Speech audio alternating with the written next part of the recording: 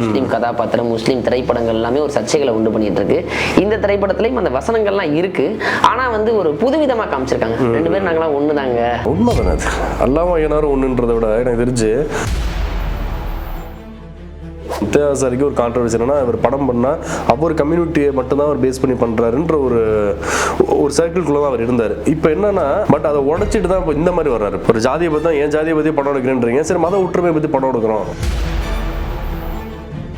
அவர் ஒரு பெரிய சீன் ஒன்று இருக்கும், அப்படியே படிச்சுட்டே இருப்பார். படிச்சுட்டு நான் என்கிட்ட ஒரு டயலாக் ஒன்று இருக்கும். என்ன டயலாக்னா, ஓ அப்படியா அப்படின்னு இருக்கும். அதை நான் லேட்டாக சொல்லுவேன். கட்டுன்ற ஒரு முத்தையா இவர் வந்து ஒன்றும் இல்லை, ஃப்ரீயாக பண்ணுங்க அப்படிமாரு. ஸோ எனக்கு பயம் இருக்கும், பெரிய ஹீரோட பண்ணுறமே அப்படின்னு. அவங்களுக்கு அதெல்லாம் கிடையாது.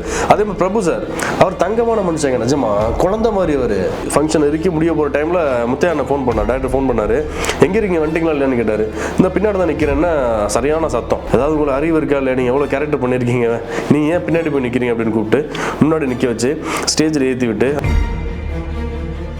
நீங்க சினிமா துறைக்கு எப்படி வந்தீங்க? தவம் படம் தான் உங்களுடைய அறிமுகமா பிரதர்? 2019 வந்து விவசாயத்தை பற்றி கொஞ்சம் அதிகமாக அன்னைக்கு ட்ரெண்டிங்கில் யூடியூப் திறந்தா பேசுகிறது ஒரு சீமான் சார் அதிகமாக பேசினார். விவசாயத்தை பாருங்க, வேளாண்மையை பாதுகாருங்க அப்படின்னு சொல்லி அவர் சொன்னார்.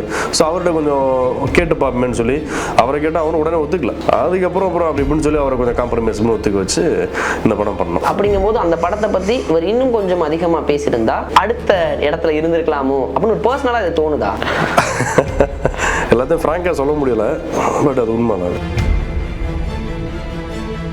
ஒரு 3 வருஷத்துக்கு முன்னாடி இப்போ எம்எல்ஏ எலெக்ஷன் நடந்தப்போ கூட என்கிட்ட கேட்டார், கட்சியில் நீ வேணா இணைஞ்சிரு, உனக்கு எம்எல்ஏ சீட் தர்றேன், இவனை நிற்க வச்சா டெஃபினட்டாக ஜெயிச்சால் நல்லது பண்ணும் அப்படின்னு. அதான் அவர்கிட்ட ஃப்ராங்காக சொல்லிட்டேன். அரசியல் அறம் நாடு நேயர்களுக்கு வணக்கம். இந்த படம் வந்ததுக்கு அப்புறம் இவருடைய பெயரால வசீகரத்தால எத்தனை பேரை வசீகரம் பண்ண போறான்னு தெரியல.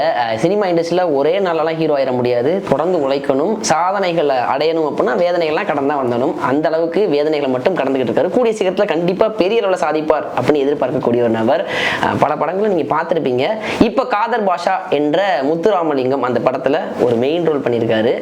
வசி பிரதர் அவர்கள். பிரதர் வணக்கம். வணக்கம் பிரதர். எப்படி பிரதர் இருக்கீங்க? நல்லா இருக்கேன் பிரதர். நீங்க எப்படி இருக்கீங்க? நல்லா இருக்கேன் பிரதர். அந்த பொலிவு அப்படியே இருக்கு பிரதர். திரைப்படத்தில் ஆனால் இப்படி பார்க்க முடியலையே.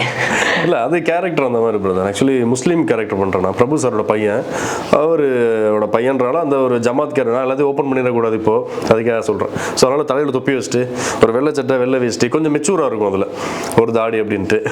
முத்தையா சார் படம் தான் தெரியுமே உங்களுக்கு, ரெக்கடாக தான் இருக்கணும்னு. அதுக்கேற்ற உடம்பு தான் இன்னும் குறைக்க முடியாமல் இருக்கேனா?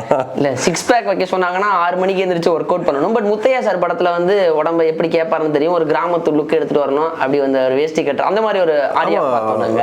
ஸோ நீங்கள் என்ன மாதிரி ப்ரிப்பரேஷன் தான் இந்த படத்துக்காக பண்ணீங்க? ப்ரிப்பரேஷன் ஒன்றும் இல்லை. அவர் என்ன சொன்னார் என்கிட்ட அப்படின்னா, உடம்பு எப்படி உங்களால் கண்ணா பண்ணி ஏற்ற முடியுமே ஏற்றுக்கினாரு. சரி ஓகே, நான் நல்லா போய் டெய்லி சாப்பிட்டுட்டு டயட் இருந்துட்டு ஃபுல்லாக ஜிம் போய்ட்டு ஒர்க் அவுட் பண்ணி கொண்டு வரேன். கண்ணா பண்ண அப்படி கிடையாது, சாப்பிட்டு தூங்க, மறுபடியும் எந்திரிக்க சாப்பிட்டு தூங்க அப்படின்னா என்னென்ன அப்படின்னா அப்படிதான். அந்த கேரக்டரைசேஷன் எப்படின்னா ரொம்ப லைவாக இருக்கணும், அவ்வளோதான். அதுக்காக ரொம்ப ஸ்ட்ரெயின் பண்ண வேணாம், யதார்த்தமாக இருங்க. ஃபிட்னஸ் எனக்கு வேண்டாம் அப்படின்னாங்க. அது ஏன் அப்படின்னு கேட்டேன், பண்ணுற அந்த கேரக்டரைசேஷன் அப்படி இருக்கிறதுனால ஃபிட்னஸ் வேணாம், யதார்த்தமாக இருங்க அப்படிதான். ஸோ அதான். சரி, இந்த படத்திற்குள்ள நீங்க எப்படி வந்தீங்க அப்படிங்கிற கேள்விக்கு முன்னாடி நீங்க சினிமா துறைக்கு எப்படி வந்தீங்க? தவம் படம் தான் உங்களுடைய அறிமுகமா பிரதர்?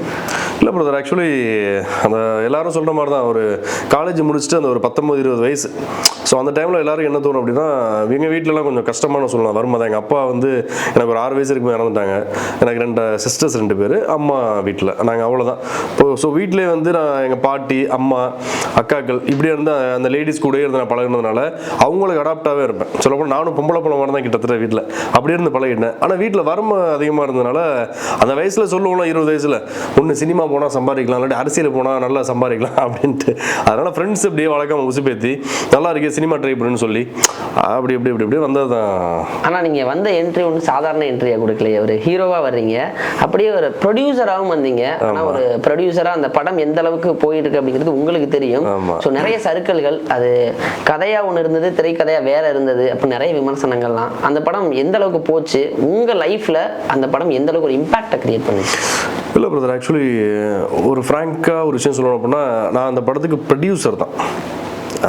இன்னும் ஃப்ராங்காக சொல்லலாம் ஐம் ஸ்லீப்பிங் ப்ரொடியூசர் தான். நான் இது வரைக்கும் நான் ஓப்பன் பண்ணல. ஐம் ப்ரொடியூசர், ஸ்லீப்பிங் ப்ரொடியூசர் தான். இந்த படத்தில் ஹீரோவே ஆக்சுவல் நான் கிடையாது. நான் படம் தயாரிக்கிறேன், அதுக்கான வேலையை மட்டும் தான் நான் பார்த்துட்டு இருப்பேன். அந்த இப்போ இன்னைக்குள்ள காலகட்டத்தில் ஒரு ஹீரோ வச்சு நீங்கள் பெரிய ஒரு 10 விரல் விட்டு என்னக்கூடிய ஒரு ஹீரோ வச்சு நீங்கள் படம் பண்ணின்னு வைங்களேன். இன்னும் காலகட்டத்தில் எல்லா ஹீரோனும் அப்படி சொல்லலை, பண்ணால் அவங்களை மேனேஜ் பண்ணுறது கொஞ்சம் கஷ்டமாக இருக்கும். 9 பேர் நல்லா இருப்பாங்க, ஒருத்தர் மட்டும் அது நமக்கு செலவு பண்ணுறது, இது பண்ணுறது, அவங்க 4 பேர் கூப்பிட்டு வர்றது, அவங்களுக்கு நம்ம செலவு பண்ணுறது, அவங்களுக்கு சம்பளம் கொடுக்குறது, அவங்களை மேனேஜ் பண்ணுறதுலாம் சாதாரண விஷயம் கிடையாது. இப்படியே ஒரு வாரம் அந்த ஹீரோ பண்ணிட்டு இருந்தால் எனக்கு அப்படியே எங்களுக்கு மண்டை காய்ச்சல்.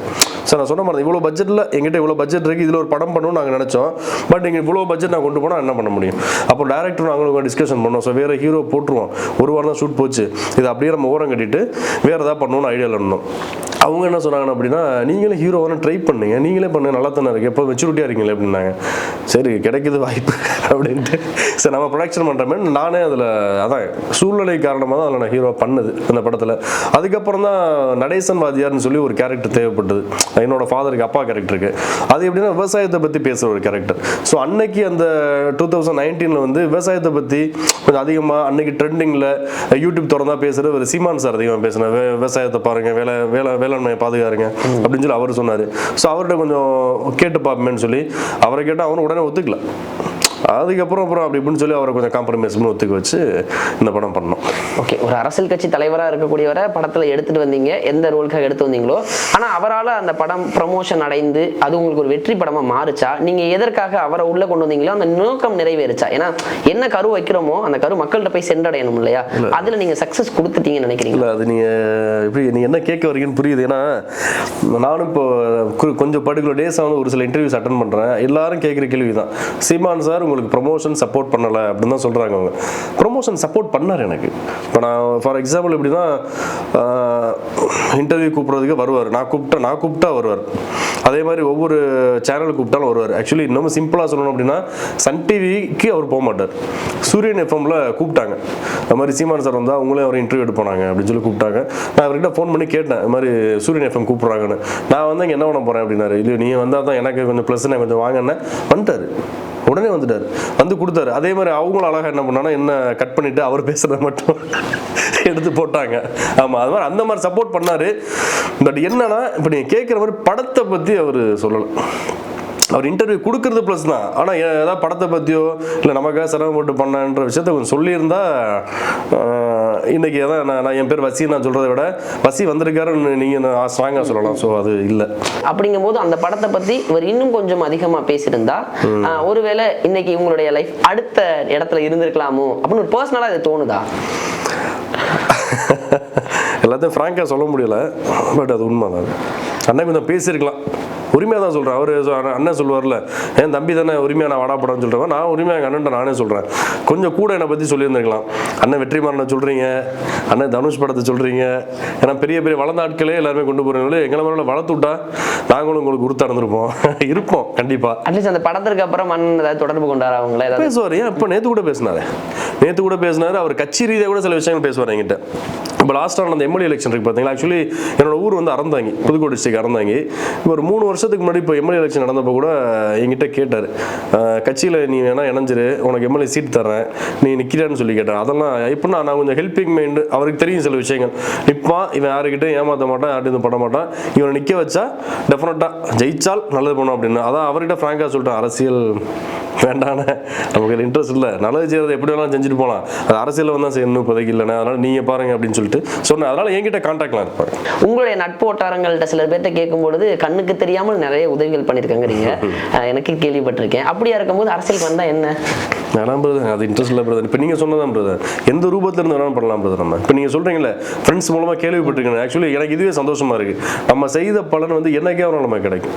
புரியுதா உங்களுக்கு? அது வந்து அரசியலில் வந்து நமக்கு கிடைக்கணும் இல்லை, ஒரு வேளை கிடைச்சா சீட்டு கிடைச்சா பண்ணுவோம். அப்படியா? சரி, என்னைக்காவது சரி இப்போ நீங்கள் சொன்ன ஒரு கேள்வி, இது ஒரு ஜஸ்ட் பர்சனலாக கேட்கறதுனால, சினிமா துறைக்கு நீங்கள் வந்திருக்கீங்க, நீங்கள் நம்ம கையில் வந்து எதிர்பார்க்காமல் நிறைய உதவிகள் செய்கிறோம். இந்த உதவி என்னைக்கோ ஒரு நாள் நமக்கு வரும் அப்படின்னு எதிர்பார்க்காம தான் செய்கிறோம். ஆனால் ஏதோ ஒரு கட்டத்தில் தயவு செய்து அது உதவி செஞ்சிருக்கலாம், நம்ம செஞ்ச ஹெல்ப் இந்த ரூபத்தில் எனக்கு கிடைச்சிருக்கலாமே அப்படின்னு ஃபீல் பண்ணியிருக்கீங்களா? ஏன்னா சினிமா துறையில் நிறைய இழப்புகளை சந்திச்சுட்டு வருவாங்க. இல்லை, சினிமாவில் வந்து டில் டேட் வரைக்குமே, இந்த செகண்ட் வரைக்குமே இழப்புகளை தான் நான் சந்திச்சிருக்கேன். ஏன்னா இப்போ அதான் இந்த இன்டர்வியூ பார்க்கும்போது கூட சில பேருக்கு இது யார் சரியா தெரியல இவன அப்படின்னு தான் சொல்லுவாங்க. ஆனால் இன்டீரியராக இன்டெப்த்தாக நீங்கள் உள்ளே போயிட்டு பார்த்தீங்க அப்படின்னா சொல்லக்கூடாதுன்னு சொல்கிறேன். என்கிட்ட வாங்கினவங்களுக்கு என்ன தெரியும், ஐயோ பேசுறது நம்மளை பற்றி பேசிடணுன்ற பயத்தில் கூட இன்டர்வியூ பார்க்கலாம் அவங்க. அவன் நிறைய பேர் நான் செஞ்சுருக்கேன், பேர் சொல்ல வேண்டாம். ஆனால் இன்னொரு விஷயம் தான், நான் எல்லாருக்குமே காமனாக எல்லாருக்கும் என்ன சொல்கிறேன் அப்படின்னா, சினிமாவுக்கு வாங்க, போராடுங்க, அச்சீவ் பண்ண ட்ரை பண்ணுங்க, தப்பெல்லாம் கிடையாது. சினிமான்ற பேரை சொல்லி போலித்தனமாக ஏமாத்துற ஆகிற சில குரூப்லாம் இருக்காங்க, அவங்களாம் நம்பாதீங்க. காசு கொடுத்து சினிமாவில் நடிக்காதீங்க. உங்களுக்கு டேலண்ட் இருந்தது அப்படின்னா நீங்கள் வந்து சம்பளம் வாங்குற அளவுக்கு வாங்கிட்டு நீங்கள் நடிங்க, அவ்வளோதான் நான் சொல்கிறது. பொதுவாக அனுபவத்தில் சொல்கிறேன். இந்த படத்தில் என்ன மாதிரியான ஒரு கேரக்டர் முத்தையா அவர்கள் உங்களிடம் சொல்லும் போது எப்படி இந்த கதையை சொன்னார்? உங்களுக்கான ஸ்பேஸ் பற்றி சொன்னாரா, அல்லது நீங்கள் கேட்டு எனக்கு இன்னும் கொஞ்சம் இடம் கொடுங்களேன் அப்படின்னு கேட்டிங்களா? இல்லை, ஆக்சுவலி முத்தையான வந்து எனக்கு எப்படி பழக்கம் அப்படின்னா, லாக்டவுன் டைமில் வந்து லாக்டவுன் முடிஞ்சு கொஞ்சம் வர டைமில் வந்து வேல்ராஜ் சார் இருக்குல்ல, கேமராமேன் சினிமாட்டோகிராஃபர் வேல்ராஜன், அவர் எனக்கு கொஞ்சம் பழக்கம். வேல்ராஜர் அவர் ரெஃபர் பண்ணி புலிக்குத்தி பாடின படத்தில் வந்து ஒரே ஒரு சீன் பண்ணியிருப்பேன். அது யாருக்கும் தெரியாது, சும்மா ஒரே ஒரு சீன் ஒன்று பண்ணியிருப்பேன். பண்ணோன்னே இவர் கொஞ்சம் கான்டாக்ட் கிடச்சிது எனக்கு முத்தையான. பண்ணிவிட்டு அதுக்கப்புறம் என்கிட்ட கொஞ்சம் நல்லா பழகிட்டு ஃப்ரேமில் நல்லா தானே இருக்காரு அப்படின்னு சொல்லி என்னை பற்றி கொஞ்சம் விசாரிச்சார். என்ன படம் பண்ணீங்கன்னாரு, இந்த மாதிரின்னு. சரி ஓகே ஒன்று பண்ணுங்க, நல்லா உடம்பு வெயிட் போடுங்க, போட்டு தாடிலாம் ஃபுல்லாக விட்டுருங்க, விட்டு அடுத்து கார்த்தி சார் வச்சு ஒரு படம் பண்ணுறேன் விரும்புன்னு சொல்லி அந்த படத்தை ரெடி ஆகுங்க அப்படின்னு சொன்னார். அதே மாதிரி ஒரு 5 மாதம் நல்லா வெயிட்லாம் போட்டு உடம்புலாம் ஏற்றி நல்லா தாடிலாம் வச்சுட்டு ஒரு மாதிரி வச்சுட்டு எல்லாத்துக்கும் ரெடி ஆனோம். பட் என்னோட ஒரு பர்சனல் சூழ்நிலை, எங்கள் அம்மாவுக்கு உடம்பு சரியில்லை, அப்புறம் அம்மா இறந்துட்டாங்க. அப்படின்றதுனால என்னால் அந்த படம் பண்ண முடியல. இடையில கணியன் சமுத்திரகன் என்ன கூப்பிட்டுருந்தாங்க, அப்புறம் ஒரு சில முக்கியமான டைரக்டர்ஸ்லாம் கூப்பிட்டு பண்ண முடியல. அப்போ எனக்கு ஒரு ஃபீல் இருந்தது, என்னடா தட்டி ஒரு 8-9 வருஷமா இதுக்கு தான் போராடணும், இவங்கெல்லாம் கூப்பிடணும்னு போராடணும், ஆனால் அங்கேயும் போக முடியல, நம்ம இங்கேயும் இருக்க முடியலன்னு சொல்லி எனக்கு ரொம்ப ஒரு மன உளைச்சல் இருந்தது. இப்போ அதுக்கப்புறம்னா இதே டைரக்டர் தான், ஏன்னா வாய்ப்பு கொடுத்து நம்ம கடவுள் தான். இதே டைரக்டர் மறுபடியும் ஒன்றும் இல்லை வச்சு அந்த படம் முடிஞ்சு விட்டுருங்க, மறுபடியும் ஒரு படம் பண்ணுறேன், காதர் பாஷான்ற முத்துராமலிங்கம் சொல்லி படம். ஃபர்ஸ்ட் காதர் தான் டைட்டில் வச்சாங்க, அதுக்கு பண்ணுறோம். இதில் முக்கியமான கேரக்டர் ஒன்று இருக்குது, அதே வெயிட்டை போடுங்க, ஒன்றும் பண்ணால் வந்து ஒரு கேரக்டர் பண்ணுங்கனாரு. என்ன கேரக்டர்னா இந்த மாதிரி ஒரு முஸ்லீம் கேரக்டர். ஆக்சுவலி பேசிக்காக நானும் முஸ்லீம் தான். ஆமாம். ஸோ என்ன கேரக்டராக இந்த மாதிரி நிறைய எனக்கு கொஞ்சம் ஈஸியாக இருந்தது, சரி பண்ணிடணுமே அப்படின்ட்டு அதில் அப்படி வந்ததான் பிரதர். இப்போ நீங்கள் இதில் முஸ்லீம் கேரக்டர் அப்படின்னு சொன்னனால சொல்கிறேன், சமீபத்தில் வந்த திரைப்படங்களுடைய சர்ச்சைகள் குறித்து உங்களுக்கு தெரியும். முஸ்லீம் கதாபாத்திரம், முஸ்லீம் திரைப்படங்கள் எல்லாமே ஒரு சர்ச்சைகளை உண்டு பண்ணிட்டு இருக்கு. இந்த திரைப்படத்துலையும் அந்த வசனங்கள்லாம் இருக்கு, ஆனால் வந்து ஒரு புதுவிதமாக காமிச்சிருக்காங்க. 2 பேரும் நாங்களாம் ஒன்று தாங்க, அல்லாவும் ஐயனாரும் ஒன்று தாங்க அப்படிங்கிற மாதிரி காமிச்சிருக்காங்க. இதை சொல்லும்போது அவர் டேரக்டர் சார் உங்கள்கிட்ட சொல்லும்போது எப்படி சொன்னாரோ அதை நீங்கள் எப்படி ரியாக்ட் பண்ணீங்க? இல்லை, உண்மை தானே அது.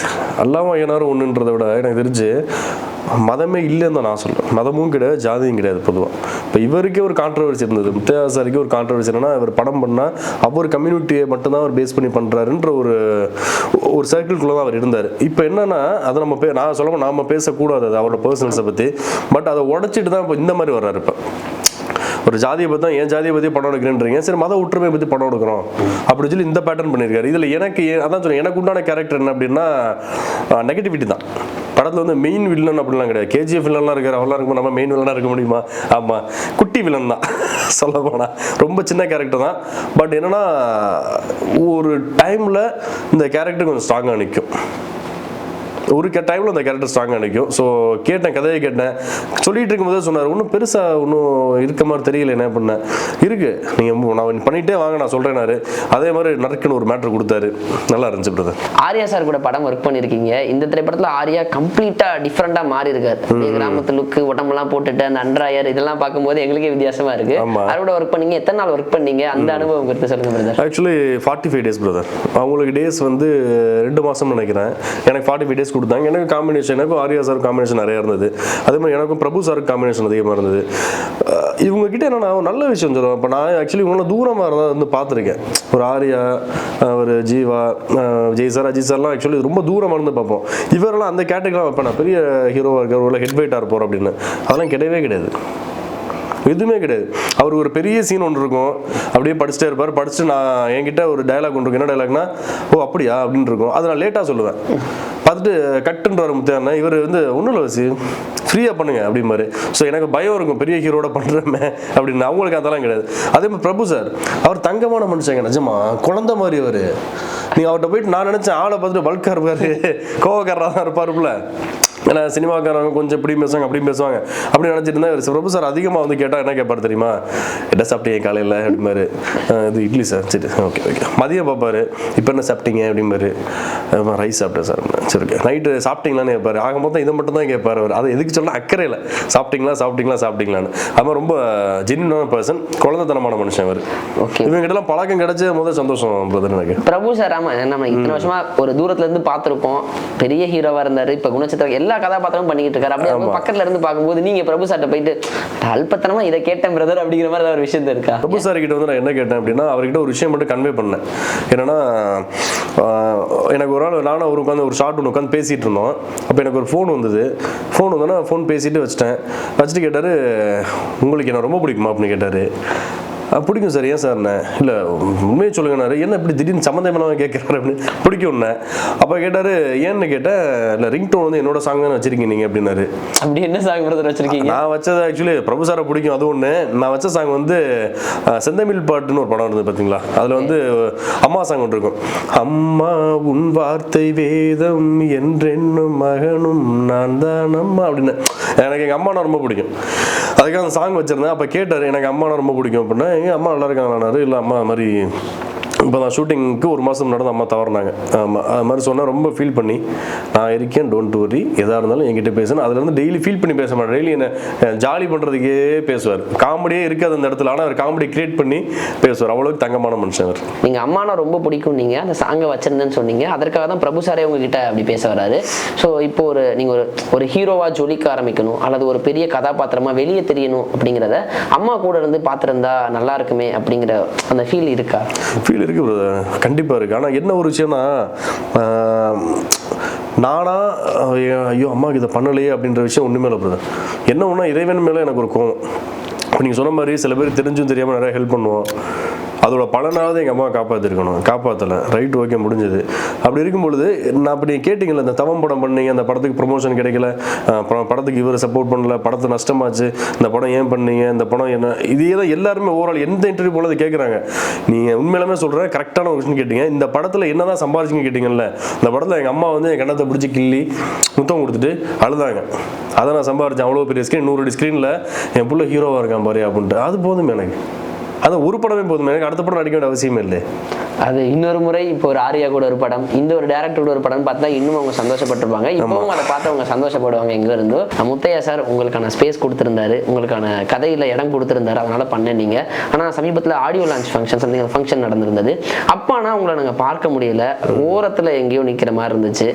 ஸோ அதை பார்க்கும்போது இதற்கான இடம் கொடுத்தாங்களா உண்மையா? ஏன்னா சினிமாவில் சாதிக்கிற வரைக்கும் கண்டுக்கவே மாட்டாங்களே அப்படிங்கிற நிலை எல்லாருக்கும் போல இருக்கு அப்படிங்கிற ஒரு எண்ணம் ஏற்படுது. இல்லை பிரதர், ஆக்சுவலி ஃபங்க்ஷன் வந்து ஒரு பர்டிகுலர் டைம் சொல்லியிருந்தாங்க.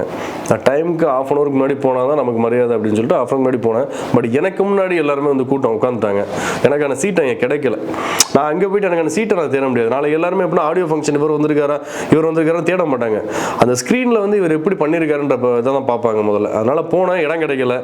அதனால் கூட்டத்தோடு நின்றுட்டு இருந்தேன். ஆனால் கூட்டத்தோடு நின்னேன். ஆடியோ அந்த ஃபங்க்ஷனும் முடிய போச்சு. ஃபங்க்ஷன் இருக்கி முடிய போகிற டைமில் முத்தையா ஃபோன் பண்ணார், டேரக்டர் ஃபோன் பண்ணார்.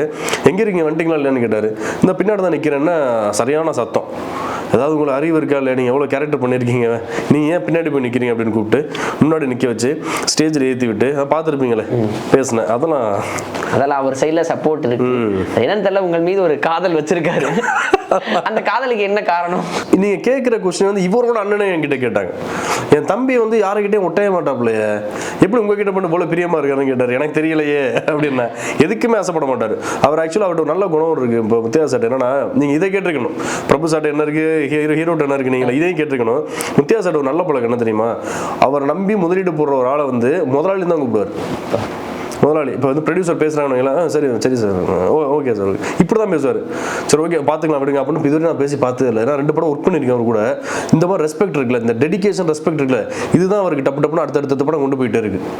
அவர் நல்ல பழக்கம் பிரதர். அது நானும் கற்றுக்கிறேன் அவங்க கிட்ட இருந்தெல்லாம். அதை இப்போ நீங்கள் கேட்டதுனால இந்த கேள்வி கேட்டுறேன். அப்போ நீங்கள் ஒரு ப்ரொடியூசராக இருந்தீங்க, அங்கே டேரக்டர் வந்து எந்த மாதிரி செலவுகளை இழுத்து விடுறாங்க, ஆர்டிஸ்ட் எந்த மாதிரி செலவுகளை இழுத்து விட்டாங்கிறது உங்களுக்கு தெரியும். ஸோ இப்போ நீங்கள் ஒர்க் பண்ண டேரக்டர் முத்தையா அவர்கள் எப்படிப்பட்ட டேரக்டராக இருக்காரு ப்ரொடியூசருக்கு? ஏன்னா முதலாளிக்கு, ஏன்னா நிறைய இங்கே ப்ரொடியூசர்ஸை காப்பாற்றுற டேரக்டர்ஸ் ரொம்ப கம்மி அப்படின்னு சர்ச்சை தொடர்ந்து இருந்துகிட்டு. இல்லை உண்மைதான். இப்போ இவர்கிட்ட உள்ள குணம் என்னன்னா, சேவ் பண்ணி கொடுப்பார் ஃபர்ஸ்ட். இந்த பட்ஜெட்டில் இந்த படத்தை முடிங்க அப்படின்னா அந்த பட்ஜெட்டுக்குள்ளே முடிச்சுட்டு மிச்ச காசை நீங்கள் எடுத்துக்கன்ற அளவுக்கு பண்ணி கொடுக்குறாரு. அது நல்லா தெரியும். கால போகிற போக்கில் சொல்ல போனால் எனக்கே ஒரு படம் ப்ரொடியூஸ் பண்ணி கொடுங்க, டைரக்ஷன் பண்ணி கொடுங்க, நானே கேட்டாலும் ஆச்சரியப்படுறதுக்கு இல்லை. அந்த அளவுக்கு dedicated person. Is a very well dedicated person. இந்த படம் பார்த்துட்டு வசி அண்ணாவை கொண்டாடணும் அப்படின்னு வாழ்த்து தெரிவிக்கிறோம். தேங்க்யூ. நன்றிகள் பிரதர். Thank you brother. தேங்க்யூ.